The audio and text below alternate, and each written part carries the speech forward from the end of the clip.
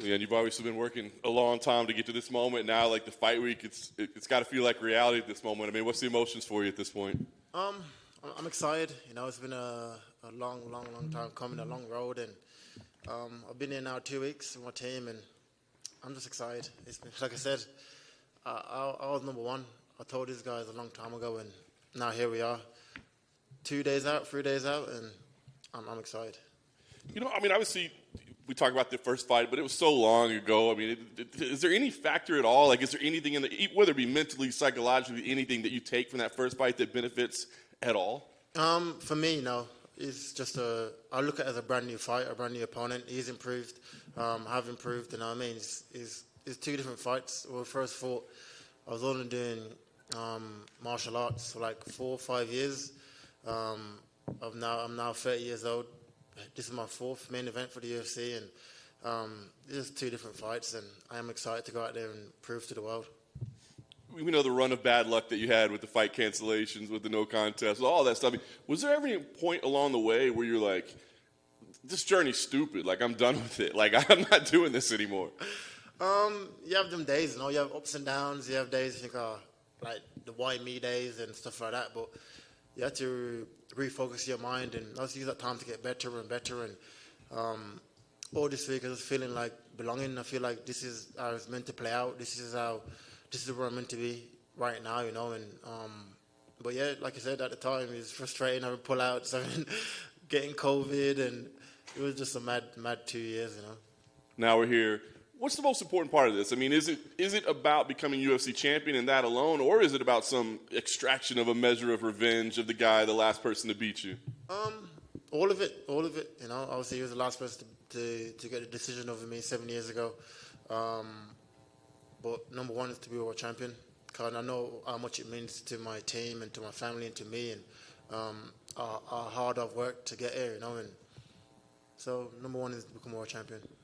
The interesting part about this, right, is your grappling has gotten way better. His striking has gotten way better. But at the end of the day, what kind of fight do you expect? I mean, do you think that he'll want to come out and strike with you? Do you think he ultimately just reverts back to his base? Yeah, probably. If I was him, I'll come out and try and wrestle, you know. I think he's going to try to come out and strike. You got to think, like, he was a wrestler for his whole life, and to now he's getting, like, finishes. You're going to fall in love with it. It's natural for that to happen, you know, but I am just leaps ahead of him when it comes to striking. He's a good wrestler, but I'm a good mixed martial artist. I can put it all together. Great jiu-jitsu, good grappling. So we'll see. When I picture the fight in my head, it all plays out different. But when you do fight, it never plays out how you picture it. You know? So we'll see. Nice. Last thing for me, I mean, Saturday night, you raise that belt. I mean, what does that moment mean for you to be world champion? Like, what does that represent for you? Everything, you know, it'd be a congratulations to myself as well for sticking through these ups and downs, sticking through these hard times, and everyone thought, oh, Leon got bad luck, you know, and just being proud of myself for, like I said, sticking through it and going through it, and for my family, for my team, it would mean everything. Leon, a lot of talk about Kamaru's status in the history of MMA. Dana says that if he wins this, he could be considered the greatest of all time. I'm curious for you, do you think he could be the greatest of all time, or do you think he's the greatest welterweight of all time? Where do you see him in history of MMA? I don't know. He's a good fighter, you know. But I think to be the greatest of all time, I consider people like John Jones, and you have to be good at everything. You can't be good at just wrestling, or you have to be good at everything, you know. But he'd be in the conversation well, you're not going to beat me, but he'd be in the conversation, you know. So fair play to him. Do you think it's easier for you to kind of ignore all that stuff because you've been in there with him before and you know he's just human and it's not this crazy thing that you're not expecting? Yeah, for sure. Like all this pound for pound and all this, I just don't see it. I didn't feel it in the fight. I don't see it. I don't see it in his techniques. I just don't see it. You know, he's a very good fighter. He has improved, and I'm not going in this fight blinded, thinking, "Oh, this is another wrestler again." It's not. But yeah, I just don't see the pound for pound thing. But fair play to him. On the flip side of that, do you think the more he hears that, the more overconfident he could become? Yeah, it's natural. It's natural. Like that's all he's talking about now. Is pound for pound. The man don't wear the stuff wearing t-shirts. He's loving it. You know. So like I said, he's earned it. So I'm not gonna sit here and hate on him. You know. So fair play. There's no risk of you stealing his outfit ideas at the press conference this week? Nah, that's not me, you know. Terry Crews, he's sick. But nah, fair play to him. Yeah, quick one right here. You said your league's ahead of Kamaru in terms of striking. So would you put yourself at the top of the list of best strikers in this division overall? Yeah, 100%. Definitely. When it comes to striking, in the top 5, like, who is it? When it comes to just pure striking, you know. Master, though, that's probably the other 3, Gilbert, Burns, Colby, and Master, his last 3 fights. You probably put him as the best striker out of them 3. And he's the shit striker, you know what I mean? So it's like, him and Colby fought, just 2 wrestlers that decided to have a boxing match. When I don't know what the fuck Gilbert did. He just came out and just swung for the fences, gassed himself out and got knocked out with a jab. You know what I mean? So it's, I don't know. I'm just leaps ahead of him when it comes to striking. Can I get your thoughts on Anthony Joshua's fights also fighting on Saturday against Usyk? It's a big night for the UK, you know, to have... and we're both going into rematches, which is crazy as well. I think we'll go out and get the win. You know, also I'm hoping for him to get the win, and it's going to be a massive night for the UK. And who do you have in the Eubanks Jr. Conor Benn fight? I'll probably go Eubank. I think it'd be too big for him. I know they put like a readjustment clause on it, but I think it'd be too big for him, and it's too early for Conor, I think. Would you ever like to see a Leon, just back here a second, down in front of you. Would you ever like to see a rehydration clause in MMA? Do you think that's something that could work? No, computers find ways around it anyway. You know what I mean? Like, I know guys that like boxers, they'll do that. They're like, yeah, I'll do it. Then they'll make the weight in the morning, or they'll rehydrate fully and then sweat in the morning, weighing. And so it's like there's always ways around it, you know. So. I don't mind. Leon, Dana White told Yahoo Sports yesterday that if you win this fight, you guys are going to do a trilogy. Pound for pound if I win the fight.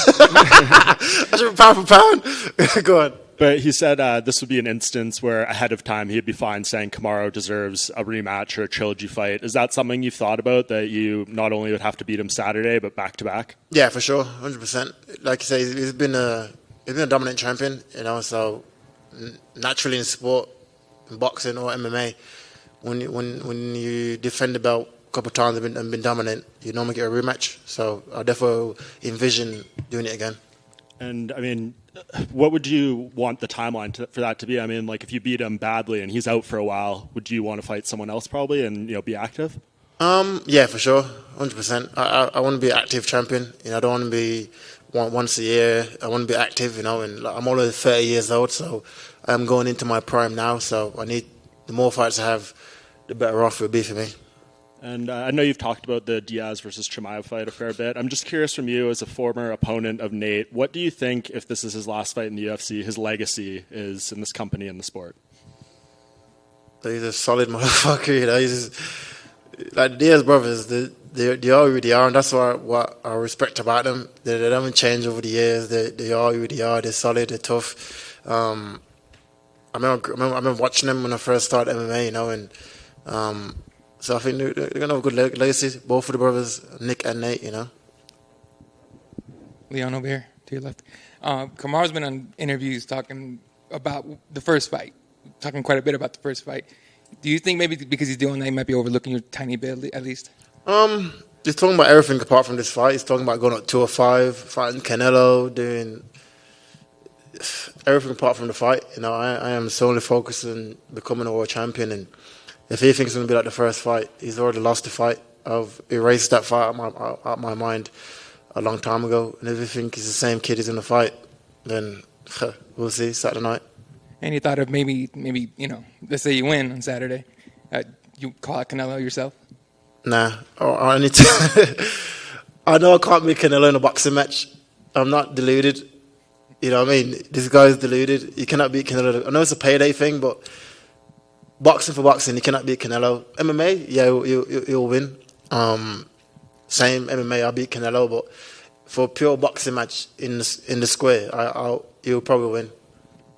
That's just honesty. I'm not deluded. It is what it is. Right. And you've been waiting quite a while for a title shot to begin with. Now you've been out since June last year. How hard has this wait been for you to finally get to this point?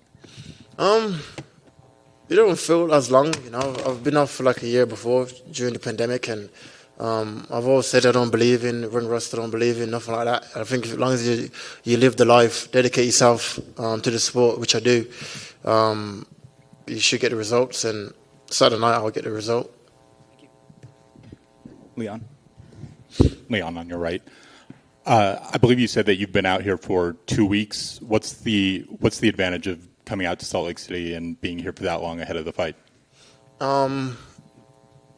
Just you get acclimatized a bit better. You know, normally UFC brings you out on like the Tuesday of the fight week.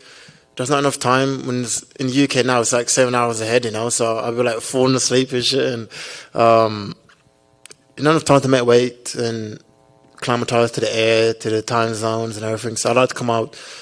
I do it for all my fights. I pay with extra money just to come out early with my team, and I want to be comfortable going into fight week. I don't want to feel like it's rushed or I'm not having everything that I need, you know. Hearing from NBA players who come here and play the Utah Jazz, we hear from them that the elevation is an issue in terms of their wind. Has that been something that you've needed that extra time to kind of get used to? Before, everyone was talking about the elevation. So, like, back home, I was like sleeping at sea level, you know. I had like a mad tent over my bed for the last 2 months, like sleeping in it.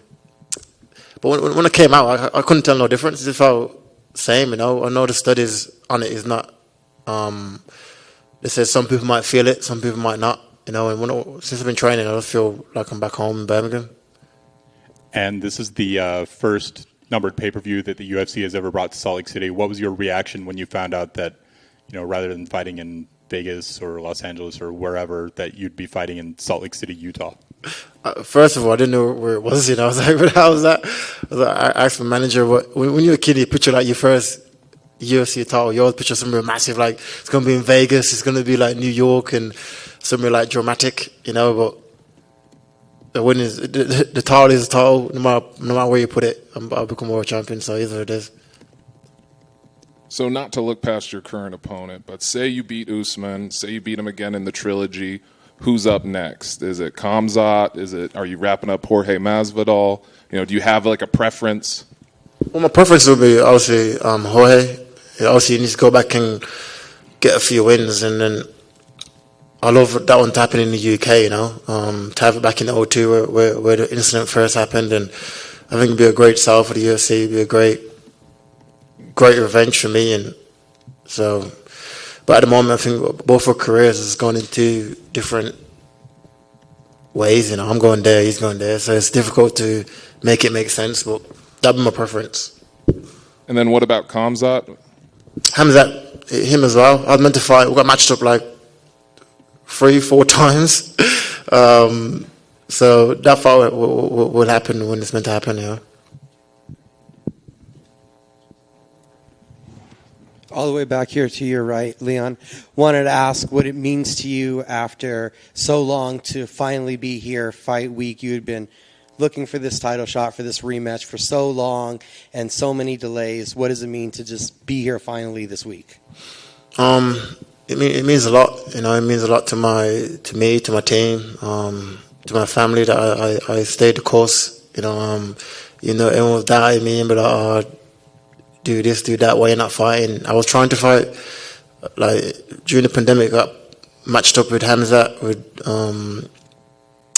Masvidal, the whole lot, you know, and so it would mean a lot to me, and it means a lot to me that I'm here now, and we're just days out from me becoming a world champion. I know how much it would mean for the UK for me to capture the belt, you know, to be the second guy from the UK to do it, and how much it means to my team and to my family, you know. And is there a satisfaction with just being able to get back to being active at this point?